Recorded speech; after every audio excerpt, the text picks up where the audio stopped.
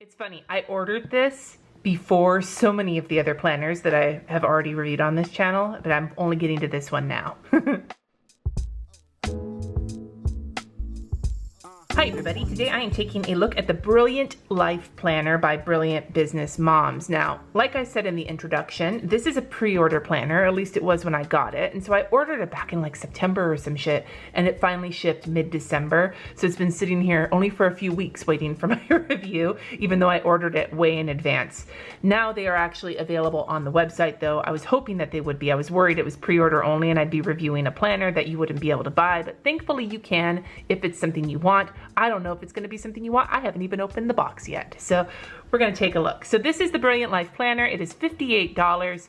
I don't even remember what cover I got, but it is available on the Brilliant Life Shop website. And this is the box it comes in. You know me, I love boxes. That's what she said, that's what he said. Do not eat silica gel. Good to know. So it looks like this little card has some social media info and just some information on what's actually in the planner. Here are some planner tips. These are interesting. I don't think I've ever seen tips like this for a planner. Tips to better preserve the appearance and functionality of your planner. Always open your planner and turn pages from the front. When open, use two hands to support your planner. Never carry your planner by one side or cover. Keep your planner away from liquids. Close your planner completely before putting it away. Keep your planner in a safe place to avoid smashing the spine or scratching the cover. Remember that although it's beautiful, it only works if you use it. That is interesting. I have never seen care and maintenance tips of a planner in a planner. If there has been, if you've seen those in other planner boxes, let me know because I'm super curious. So it came in this box and it is actually bubble wrapped. Make sure I can't really support it with both hands though because I had fistula surgery last week when I'm filming this. The cover I got looks like the leaves and branches. It also looks like it comes with some bonuses, fillable and printable digital copy of the Brilliant Business Planner and the Brilliant Life Planner, the PDF version of the Time Management Mama, bonus printable planning pages, and entrance to Planner School.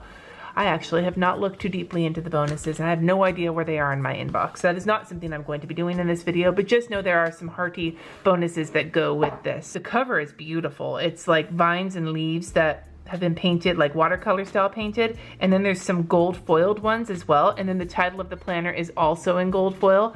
It's absolutely stunning. It is the Wire O binding in gold, which is not a binding I care for, but it is absolutely beautiful. The back is the same with gold foil. It's got the information here and then some more gold imprinted on it. And then there are these gold cover protector or corner protectors as well. The cover itself is like a hardboard and it's coated with the paper on this side that has the illustration, and then on the inside it's got this purple paper, and there's a pocket right here which seems to be at least somewhat hardy. The first page is a letter from the creator of the planner just talking a little bit about it and the bonuses, and then here is a Brilliant Ideas page with the flowers like kind of watercolory stamped on it. Then here's a notes page, and the notes lines are fairly dark and they're really close together. So I would imagine if you have bigger handwriting, this might be a problem for you. You might wind up doubling up on each line. But if you have small handwriting, this is a dream. What I'd like to do plus what matters most, use this page to brainstorm everything you would like to do this year along with all your top priorities and passions. Then this page is my top 5 passions plus goals. So you write down your top 5 passions and then you turn them into goals. It says here, don't try and tackle everything on this list, just take the top 5. Big goal breakdown. So here is a place to brainstorm how you're going to break these goals down into manageable steps.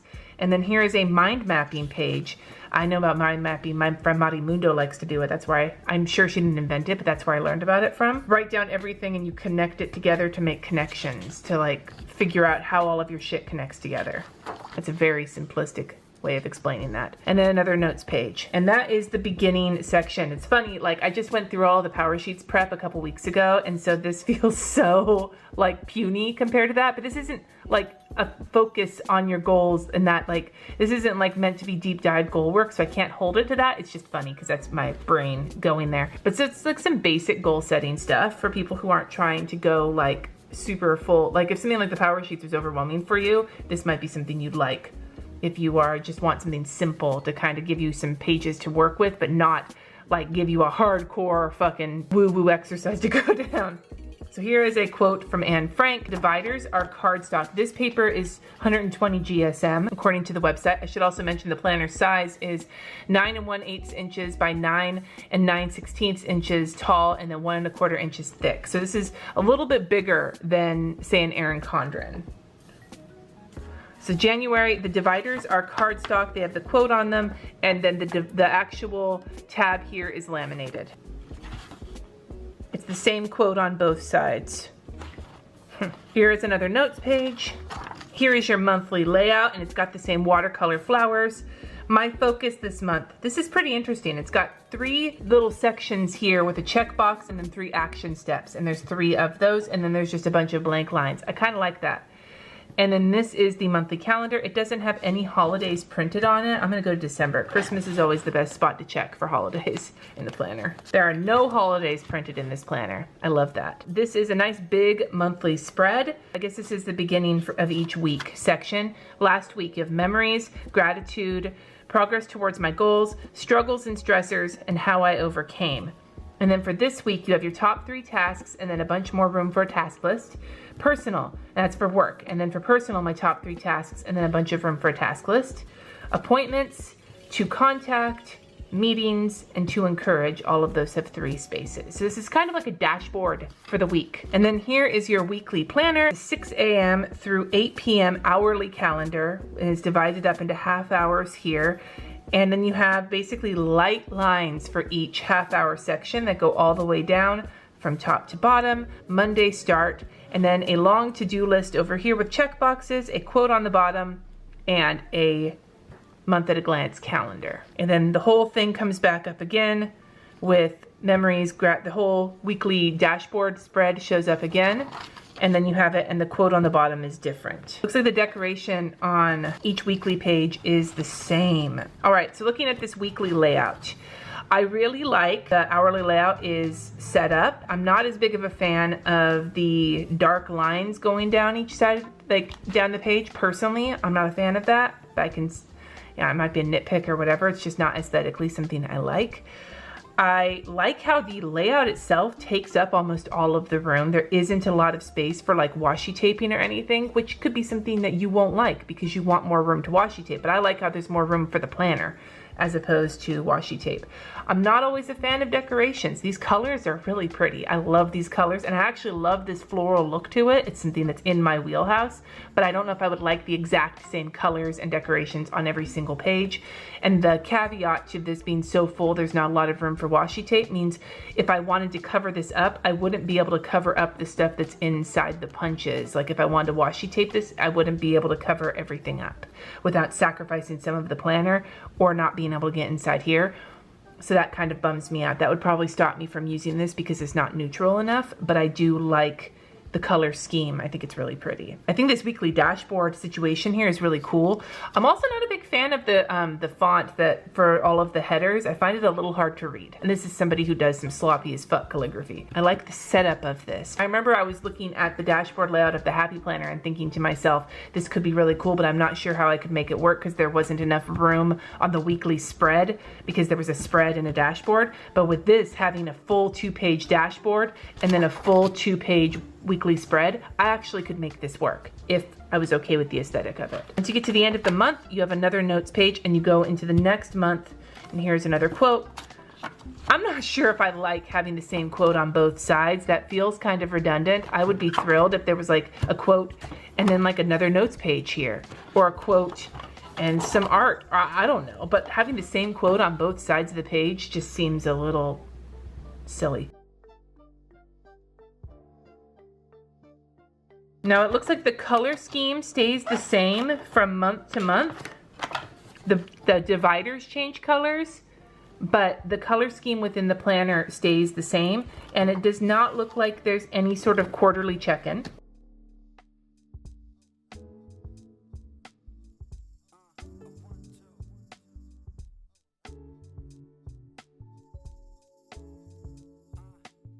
Here is the end of the planner. And with the last week, there's no other half of the weekly dashboard because that wouldn't make sense. So this is the last week of the year. It ends on January 5th because that's the end of that week. It looks like there's a notes page here. Then you get a couple of extra notes pages. Then you go into project planners. You get 8 project planner pages. And the project planner page has the name of the project, start date, due date, budget, and final cost, your mission and goals, materials, location, cost, task list, and then due dates and done check boxes for all the tasks. And you get 8 of these, which I think is pretty cool. I like this because it's kind of generic. It could be a work project, or it could be like a house project, or it could be a kid's project.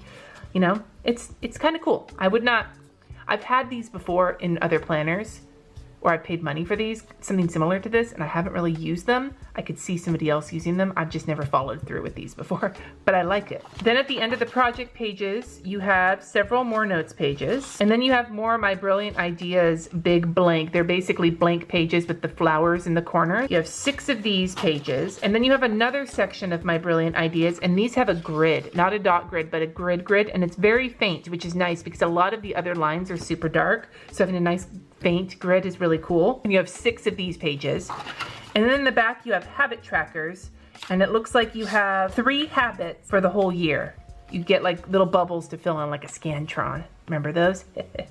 So you have habit, and then 12 months worth of habit trackers, habit, and 12 months, and you have enough of these for 3 habits, or you could divide them up. Let's say you want to do 1 habit in one half of the year and 1 habit in the second half. And then in the back of the planner, you have another pocket. So I'd like to test this paper out. I'm going to go to one of these My Brilliant Ideas pages. Actually, I think I'll go to one of the notes pages. And I'm going to test my 3 usual planner pens that I've been using. Here's a Target gel roller, a Tombow dual brush pen, and a Bic Intensity fine liner. So we have a fine liner, a gel pen, and a brush pen. To see how they bleed on this 120 GSM paper, I am heavy-handed. There is like little to no ghosting, and I only feel a little bit of the ridge from the gel, the like ridge that happens with a heavy hand from the gel pen, but the other 2 don't have it. And like I said, very, very, very minimal ghosting. I can barely see it. The paper itself is nice. It's white with a little bit of like a lavenderish cast to it. It's not like a bright, bright white. There's a little bit of an undertone to it, but it's fairly white. And it's very smooth. It doesn't have like a porous texture to it at all. So what do I think of this planner? Because I think it's a fairly pricey one. It's $58, and you get a bunch of bonuses. And like I said, I have no idea where they are in my inbox, so I couldn't even begin to tell you. But I feel like you get your money's worth with this planner.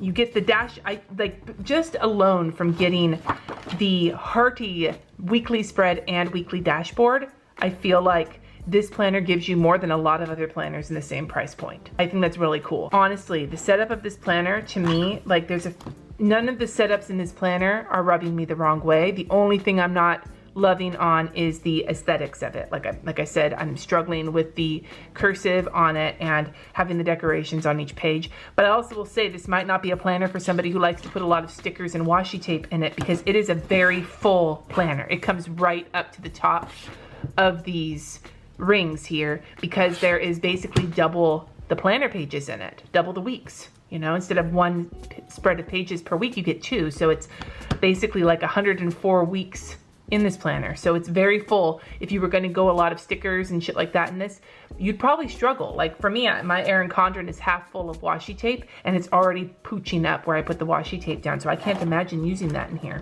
So do I recommend this planner? I guess if you think it's something you might like. I don't see anything wrong with it aside from aesthetics, which is my thing. And like I said, these colors and this style is everything I love. I just don't love the same thing every week. So yeah, I could recommend this, especially if you've been really wanting to do one of these dashboard style layouts, but you also wanted the flexibility of a nice full layout here. This is probably the planner for you. Would I recommend this to somebody who likes to planner and bujo at the same time? Probably not. I feel like if I was going to use this, I'd probably not use my bullet journal and just use this. And because with all the extra notes in the back and the project planning pages, you probably would not. This might be a really good one planner for a person who was looking to just be in one. I don't know. This whole dashboard style layout has been really tickling my fancy, and I'm kind of curious to see if I'm going to use this or not. If I do get to put away, it'll probably be on my Instagram at some point in the next month if I can decide to part with it.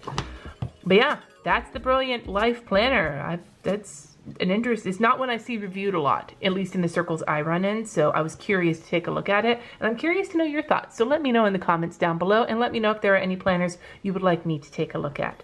Until next time, you guys, thank you so much for watching. Subscribe if you haven't already, and I will see you in my next video.